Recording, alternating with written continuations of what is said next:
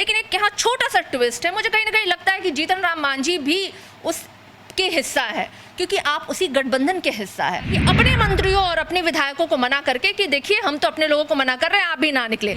आज अपने अपने लोग क्षेत्र में मर रहे हैं और नीतीश कुमार जी देखिए ना खुद कर रहे हैं और ना किसी को करने देना चाहते हैं। जो तेजस्वी यादव जी में है वो अपने लोगों को इस तरीके से मरते हुए नहीं देखना चाहते और यही कारण है कि लगातार वो प्रयास में है कि हम उनके लिए कर सके, लेकिन सरकार के द्वारा हमें करने से रोका जा रहा है। कहाँ से लोग अपना गुजारा करेगा?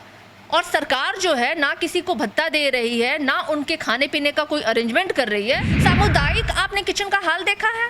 कितने लोग जा रहे हैं वहाँ खाने के लिए, क्या वहाँ इंतजाम है? आप उनको बोलिए, आप अपने क्षेत्र में जाइए और जनता से मिलिए और देखिए उनकी जो दुख है और तकलीफ है उनको दूर कीजिए। लेकिन मैं आपको चैलेंज कर सकती हूँ कि नीतीश कुमार जी में इतनी हिम्मत नहीं है। नमस्कार, मैं हूं देवांशु। बिहार सरकार की तरफ से एक एडवाइजरी जारी की गई है जिसमें कहा गया है कि जो बिहार के मंत्री हैं वो क्षेत्र भ्रमण ना करें, जबकि वीडियो कॉन्फ्रेंसिंग के जरिए अधिकारियों से बात करें। हमारे साथ बात करने के लिए आरजेडी की प्रवक्ता सारिका पासवान हैं। इस तरह का एडवाइजरी जारी किया गया है सरकार की तरफ से, क्या कहेंगे आप?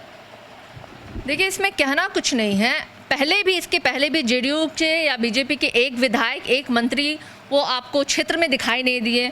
कोविड की महामारी में उनके क्षेत्र के लोग जो हैं वो अपनी जान के लिए, सिलेंडर्स के लिए, दवाइयों के लिए चिल्ला रहे हैं, चीख रहे हैं, लेकिन उनके कानों में जू नहीं रहेगा।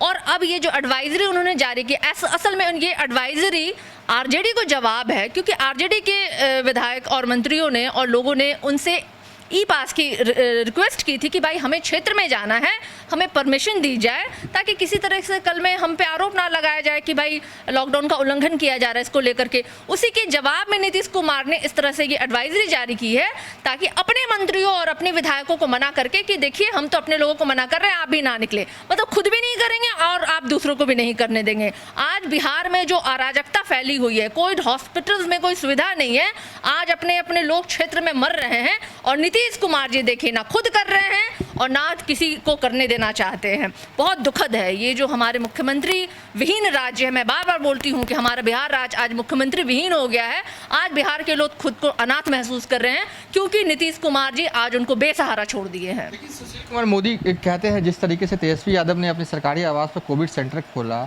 उनका तो साफ तौर पे कहना है कि अगर आपको मदद करना है तो सरकार से जुड़कर मदद कीजिए। इस तरीके से आप अलग बंगले में कोविड सेंटर खोलते हैं, क्यों नहीं दूसरा जो उनका निजी घर है वहाँ पे बंगला कोविड केयर सेंटर है वो खोला जाता है? तो कहीं ना कहीं आरोप आप पे भी लगाया जा रहा है और साथ ही सत्ता पक्ष के लोगों के द्वारा कहा जा रहा है तेजस्वी यादव गायब हैं। देखिए, ये क्रिटिसाइज़ करना बहुत ही आसान है क्योंकि सरकार विफलता की ओर है। आज ये कोरोना नहीं आया है, पिछले 2 सालों से ये कोरोना है। सेकेंड वेव के लिए तो बार बार अलार्मिंग दी जा रही थी कि सेकेंड वेव जो है वो बहुत खतरनाक होने वाला है।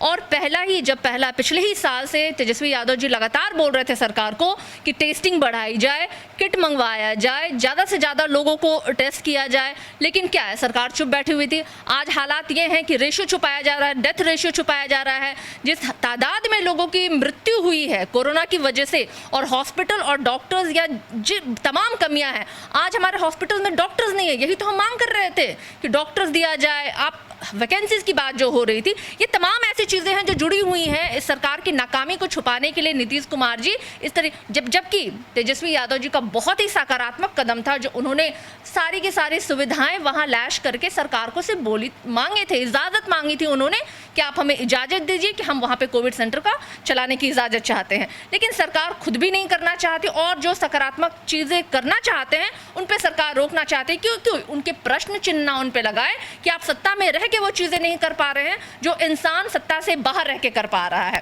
तो ये इच्छा शक्ति की बात है जो तेजस्वी यादव जी में है। वो अपने लोगों को इस तरीके से मरते हुए नहीं देखना चाहते और यही कारण है कि लगातार वो प्रयास में है कि हम उनके लिए कर सके, लेकिन सरकार के द्वारा हमें करने से रोका जा रहा है। सरकार चूंकि अपनी विफलता नहीं लोगों के सामने आने देना चाहती है। जिस तरीके से एडवाइजरी जारी की गई है, आप लोग इसे खुद पर क्यों ले रही हो? तो मंत्रियों को लेकर कहा गया है।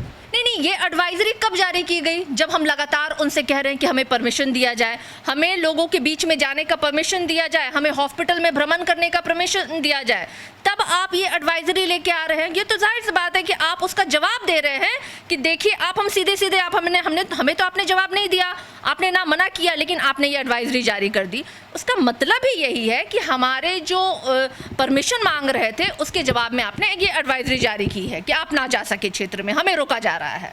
हमें जन सेवा से रोका जा रहा है, हमें लोगों के बीच में पहुंचने से रोका जा रहा है। और यही कारण है कि नीतीश कुमार जी ने ये एडवाइजरी लाई है। महंगाई भी इन दिनों बढ़ रही है, पेट्रोल की कीमतों में इजाफा हो रहा है, डीजल की कीमतों में भी इजाफा हो रहा है। चूँकि आप महिला हैं, रसोई पे क्या फ़र्क पड़ा है लॉकडाउन के दौरान? देखिए, बीइंग अ वुमेन मैं समझ सकती हूँ कि एक घर की औरतों को अभी कितनी तकलीफ झेलनी पड़ रही होगी। चाहे आप महंगाई तो खैर पहले से चरम सीमा पे थी, ऊपर से ये लॉकडाउन, कितने लोगों की जो 2-4 पैसे कमा पा रहे थे वो भी आज उनकी नौकरियां छूट गई। और ऐसे हालत में आप देखिए 100 रुपये पेट्रोल हो गया है। आप खाने पीने की चीज़ों की भी बात देख लीजिए, सारे के सारे दाम जो है वो चरम सीमा पे है। कहाँ से लोग अपना गुजारा करेगा?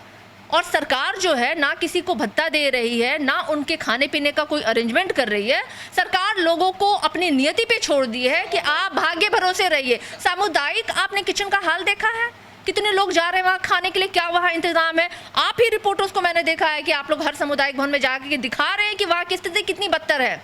सिर्फ वीडियो कॉन्फ्रेंसिंग के द्वारा आप चीज़ें नहीं देख सकते हैं साफ साफ। आप उतरिए। नीतीश कुमार जी से मैं कहती हूँ, अगर वाकई में आपके अंदर संवेदना है अपने राज्य के प्रति, लोगों के लिए, तो आप उतरिए। आप अपने नेता मंत्री विधायकों को रोकिए मत, आप उनको भेजिए, आप उनको बोलिए, आप अपने क्षेत्र में जाइए और जनता से मिलिए और देखिए उनकी जो दुख है और तकलीफ है उनको दूर कीजिए। लेकिन मैं आपको चैलेंज कर सकती हूँ कि नीतीश कुमार जी में इतनी हिम्मत नहीं है, क्योंकि जनता जो मर रही है सड़क पे, जो अपने क्षेत्र में उनकी औकात नहीं है जा करके अपने लोगों से वो नज़र से नज़र मिला सके, क्योंकि जनता उनको मुंह तोड़ जवाब दे देगी। और यही डर है कि जिसकी वजह से नीतीश कुमार जी अपने मंत्री और विधायकों को भी क्षेत्र में जाने से रोक रहे हैं।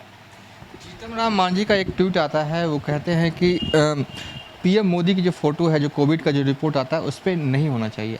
क्या मानते हैं आप, नहीं होना चाहिए?